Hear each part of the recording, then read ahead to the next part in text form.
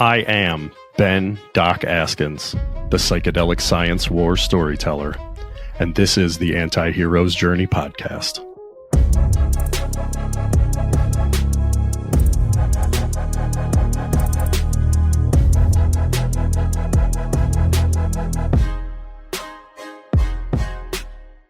What's up, all you anti-heroes out there? Doc Askins coming at you with another Q5 podcast episode. That's where I ask some awesome people my 5 favorite questions that I'll ask in preparation for ketamine-assisted psychotherapy sessions. Today, my guest is Cara Cosco.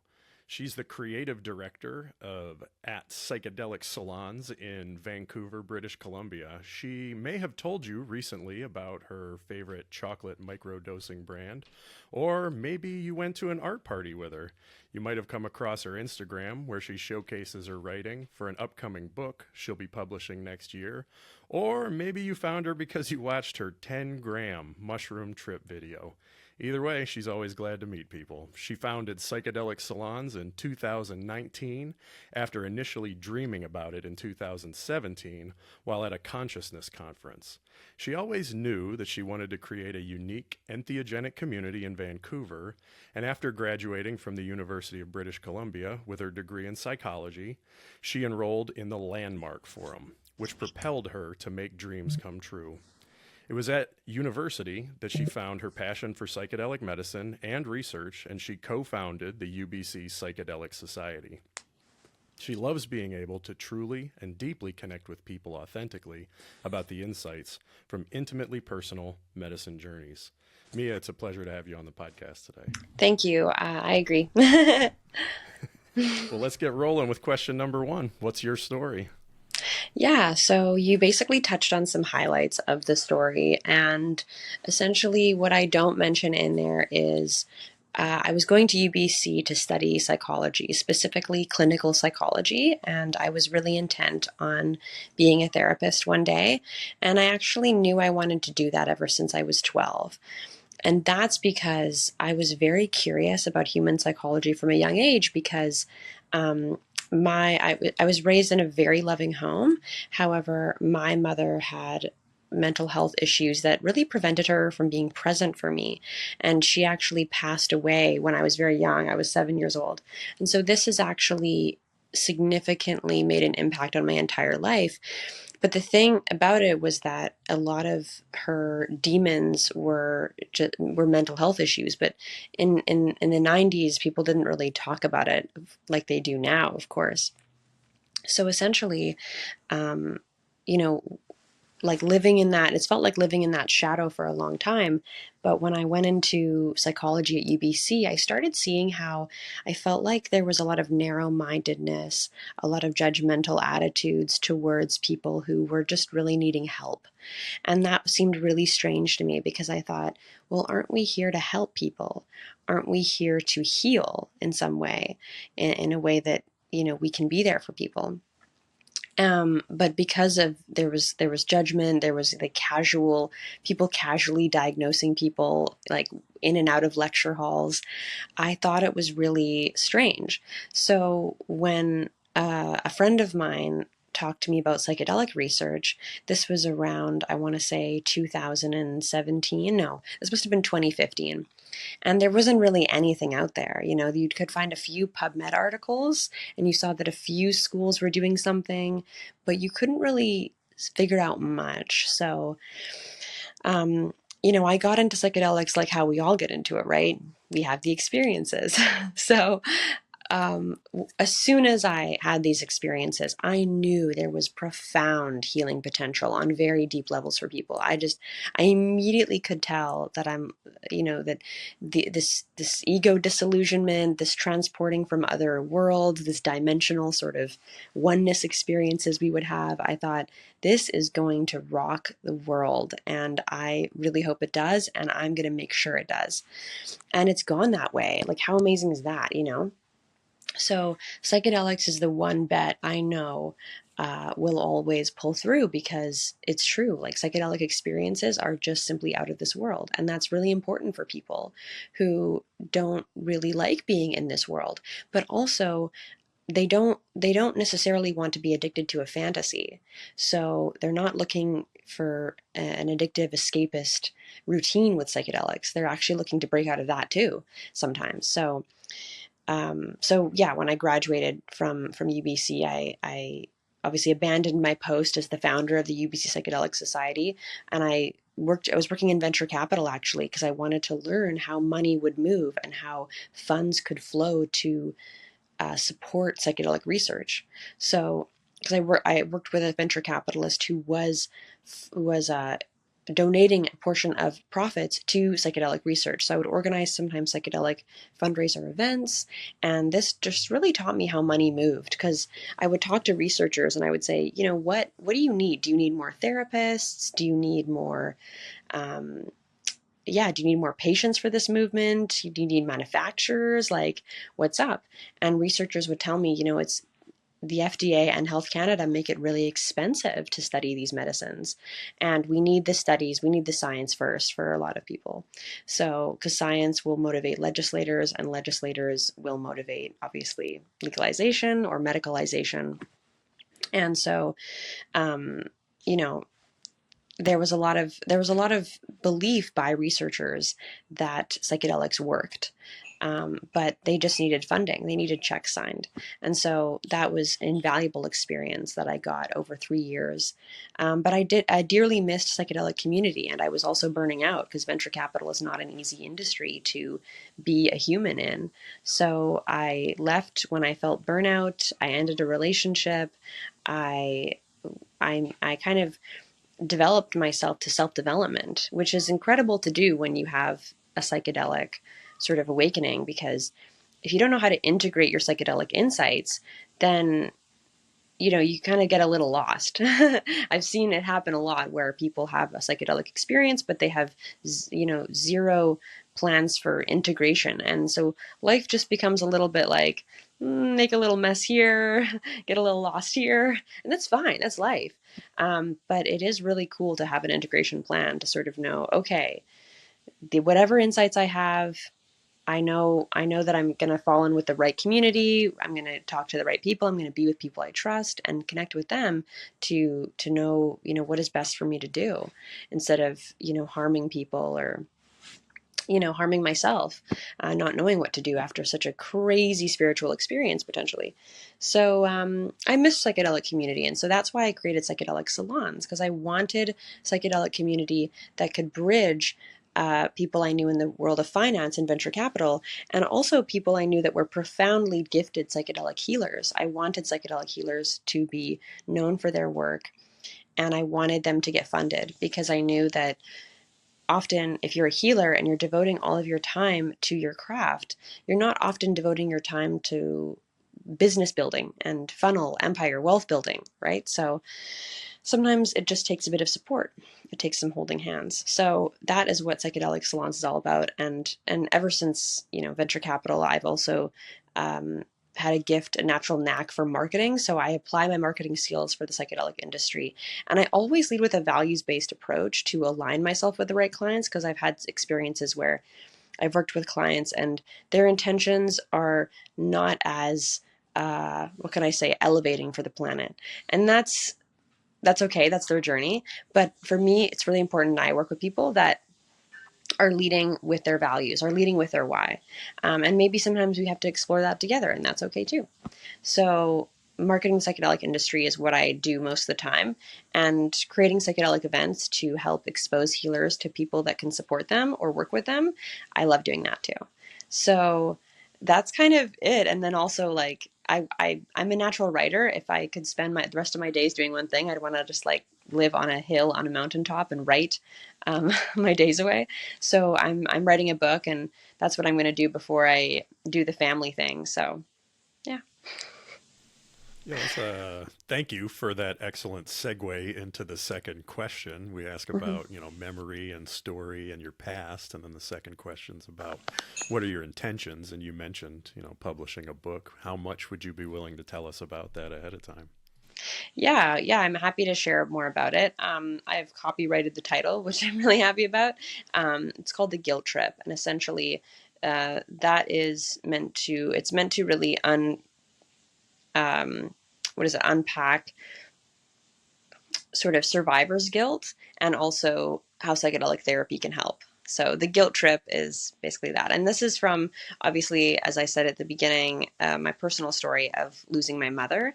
And the grief I had from that was a complete lifelong journey. When you lose your caretaker, when you lose the person that brought you into this world at such a young age, you have a lot of existential thoughts for a 7-year-old. Like you don't quite know where this person went, but you do know that you'll never see them again, and you're not quite sure why. And so learning more about death, more about life, more about her, more about me without her, more about motherhood, being a daughter, it's really been an interesting journey that I've often had to figure out on my own, but in no way am I self-made.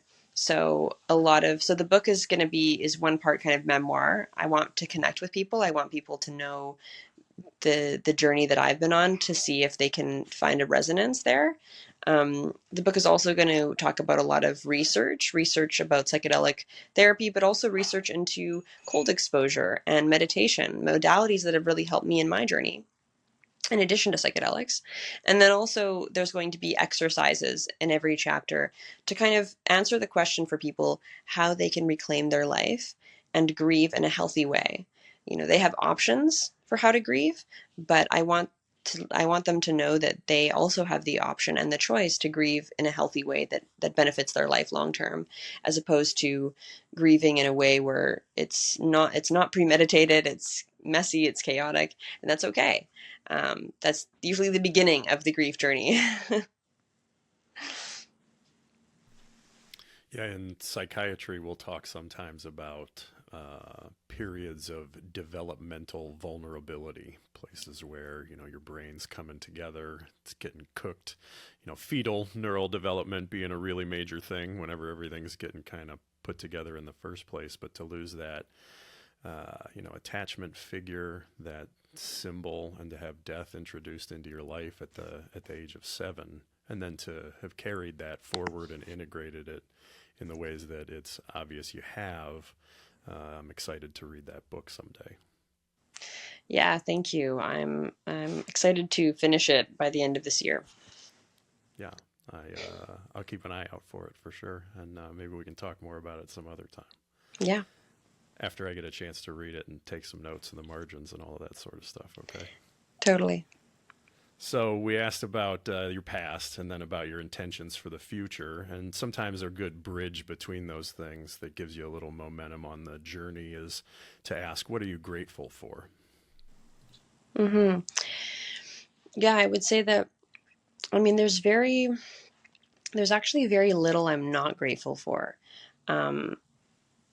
I feel like gratitude is a practice that I think I practice daily. And when you practice gratitude daily, you kind of become that person, that weird person at friend gatherings who's like, but is there something about the experience that you're thankful for? And sometimes people can look at you like crazy and be like, no, this is altogether a horrible situation. And I say, okay, I get that. But also, it doesn't have to be just that. Things are not as they seem. Things are not one way. Not everything is just one thing. People aren't just bad people. There's bad behavior, or to be more specific, there could be disingenuous behavior. So with that logic, I think that there can be gratitude found in everything. And when you start to see life that way, you start to really feel a sense of empowerment, I think. I think empowerment comes from taking the reins and seeing the choices and how you perceive things, and sort of saying, yes, this situation, it's very hard, very difficult to find anything useful about this particular situation. But I know that there will be a time when I can look back on this potentially, and there can be something I'm grateful for in this unknown, this chaotic soup, this mess. So yeah, that's kind of an extreme example. But gratitude also is an acknowledgement process. When you're lying out in the sun and nothing seems to worry you, or maybe your troubles just seem kind of far away and you're on vacation or something. Gratitude is really important to acknowledge. It's in those moments when, it's important to look over at your partner or your son or your daughter or your dad or your mom or your sibling or your friend and say, I'm so grateful for you, because you're really acknowledging that, you're a social creature. We need people. And the people that we're thankful for, it's really important to show them that we're thankful. And we don't need to do it in elaborate gifts. We don't need to always do it in, big displays of affection, though that's cool too. But we can also just say, I am grateful for you. Like, I like you in my life. I appreciate you. I see you. So, out of that bridge of gratefulness from the past to the future, out to others, what are you creating? Yeah, I would say that, yeah, I'll kind of link what I'm specifically grateful for in my life right now to what I'm creating out of that gratitude. And I'll say that right now I'm really grateful for having the insight to write my book. I would say, obviously creating that. I'm really grateful, like writing a book, especially when you kind of talk about your whole life potentially in there, like you're open to talking about your entire life. You become grateful for your life, which is really an empowering process. And if you can do it by writing an autobiography, then dedicate the time to writing out your life story. And, you can start to have acceptance, and then maybe you can start to have gratitude. So that, just grateful for that whole process too.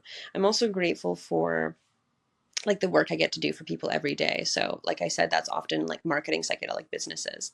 I love that I work with people in the psychedelic space, because working with people in the psychedelic space, it's a taboo industry.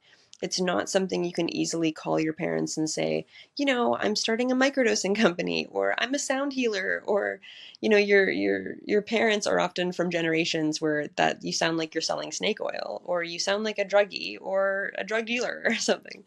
And that is tricky, right?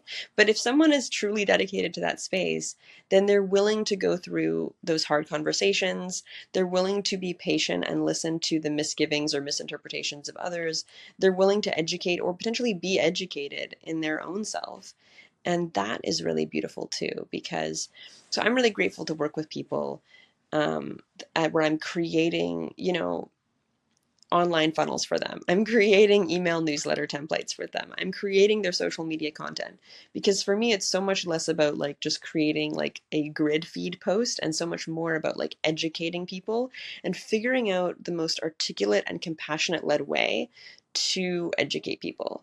The reason the psychedelic industry is such a world-class industry right now and getting so much buzz and attention right now is because there are people working in this, the people at the forefront of this industry are the people who are approaching the medical field with compassion.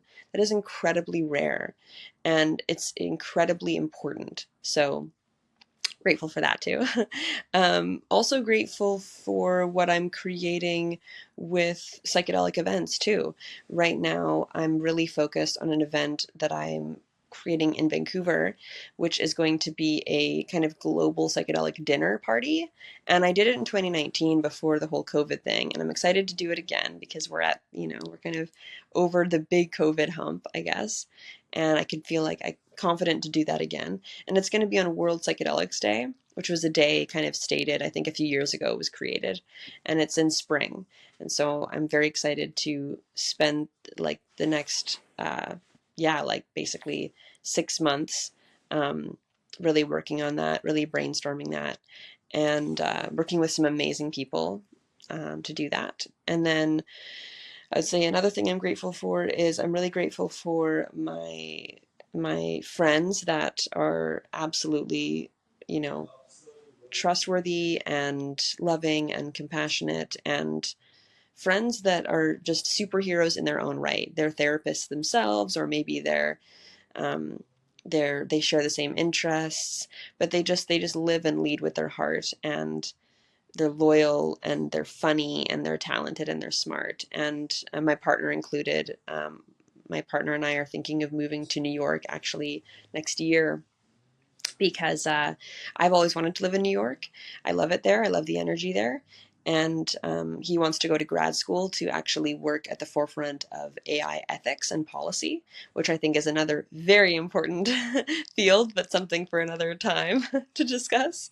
And I'm really supportive of him doing that as well, because AI is kind of another mysterious field that people don't really quite know much about, but it does require ethics and safety around that. And for me, ethics and safety in the psychedelic world is actually, one of the most important topics for me to talk about, because I find I can easily create safety with people, like a safe space, but it's not always the case for everybody, and people have great intentions, but safety and ethics is core in these out of this world psycho spiritual experiences. So yeah, grateful for all that and creating that.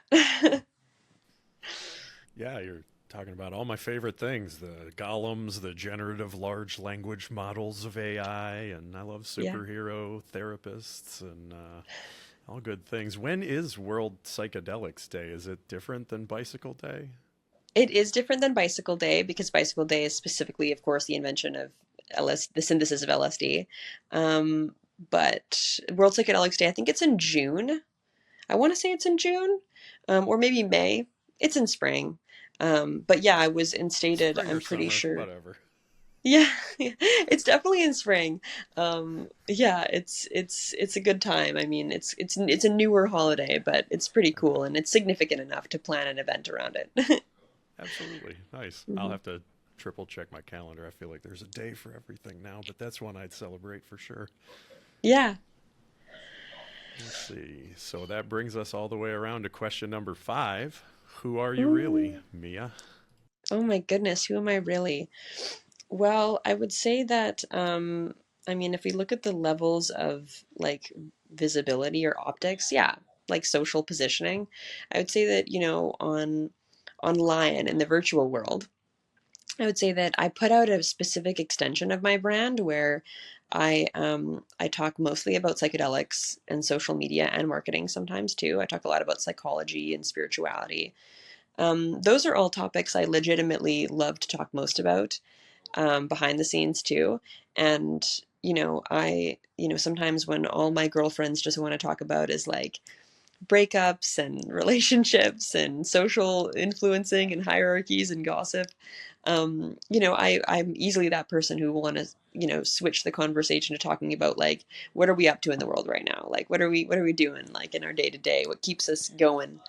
And, so there's that, but also, yeah, I think that on that note too, I think socially, um, and this is what I've noticed after working in the psychedelic space for 8 years now, is that, I think a lot of business networking is based on like people's relationships with other people, and sometimes that's dictated by, how romantic relationships go, how friendships go. Sometimes it's like how deals went. And so you'll find that, if you're an innocent person coming to a psychedelic conference, for example, you might be like, oh my goodness, this is great, everyone's talking about these amazing substances and chemicals, and I'm gonna like learn so much. And it's like, yes, you definitely are. But within every field, there's always going to be weird hierarchies, power plays, power struggles, gossip behind the scenes. And I only mean to address this because who am I really is a question that, different people in my life can answer differently. And I respect all of it because something that I address in my book um, is really something I address in my book is kind of like the not so pretty aspects of me, and I've learned to really embrace the side of me that's like not perfectly well curated or picture perfect. I've never been someone who's wanted to lie about who I am, because I just don't believe that that's useful for anything or anybody. And that means that there's been an important process in my life of going, I'm not interested in being, um, and being portrayed as some sort of innocent victim of my life or situations in my life, like losing my mother. I would much rather be known for the truth of having like a villainous side to me than just be painted as this innocent victim, this sort of martyr. Um, and some people truly get that, and some people don't, because it's quite vulnerable to kind of put yourself out there and be like, yeah, I am totally not perfect. I'm a walking contradiction. I say things that I don't mean, and I get angry and I get upset with people, and I sometimes I just lose it and I do that. But I think that the more you go on a spiritual cleansing journey of accepting that side of yourself, which everybody has, then I think you can work with it better and you can talk to it better. I think rage is an important part of any journey. Anger is an important part of any journey. But look how we treat anger. We exile anger. We cast it off. We pretend it's not a core fundamental human emotion and experience. When that happens, then we start wars, and then we get all justified in our anger, and we let it lead us in these unconscious ways that can be really harmful. And so it's really important to like understand the full spectrum of human emotion. So who am I really is somebody who I put myself out there pretty much as authentically as I can, even though right now I'm taking a social media break. And that's largely because for me, I find that, I think it's important to take a step back and really just immerse yourself in the real world and remember what it was like before social media, before cell phones, even before the computer, before the internet. And to remember, like, hey, our ancestors, they did just fine without the internet. I mean, they were still going through their motions, but they didn't need it. It wasn't necessary for them. It's helpful, but it's also like I think that if for example social media was all gone tomorrow, I'd be totally fine with that. Though I would want to keep my phone to text people and to call people when I want. Well, after hearing all about who you really are, I don't think it's any accident at all that you're here on the Anti-Hero's Journey podcast now. Yeah. Yeah, I'm a big fan of the hero's journey process with Joseph Campbell, and I use that actually in my process of writing with clients who wanna rewrite their bio or their story. So, yeah, totally. Yeah, I'm super glad you were willing to be interviewed here. Do you have any final thoughts for our audience? Yeah, yeah, more than willing to be here. Happy to talk and share and hopefully help people. I would say, uh, I guess final words or something. I would say, I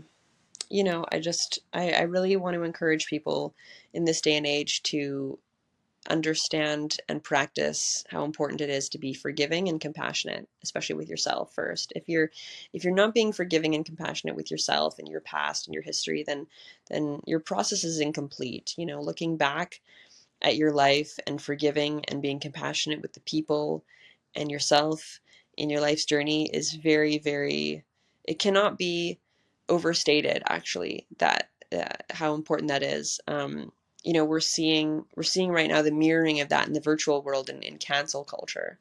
And cancel culture is quite insidious, but it's just really a mirroring reflection of how we exile parts of ourselves, and we treat parts of ourselves badly or negatively, and we try to silence it or just pretend it doesn't exist. And that is not getting us anywhere great, anywhere fabulous. So yeah, that's what I would say.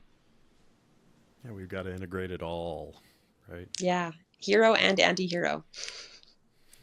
And villain and bystander and victim, yeah, all the roles, right? We got to pull them all in and make them all part of the whole. Exactly. Replace the hierarchies with the holarchies. Yeah. Yeah, really. Well, it's been a pleasure having you on the podcast. Oh, thank you. It's been a pleasure talking to you, Doc, and I love the discussion we had today. um, yeah, thank you so much for reaching out and having me on, and it's really been a pleasure. Yeah, absolutely. Let's talk again after I get a chance to read your book. Yeah, totally. I would love to share more. Great. Doc out.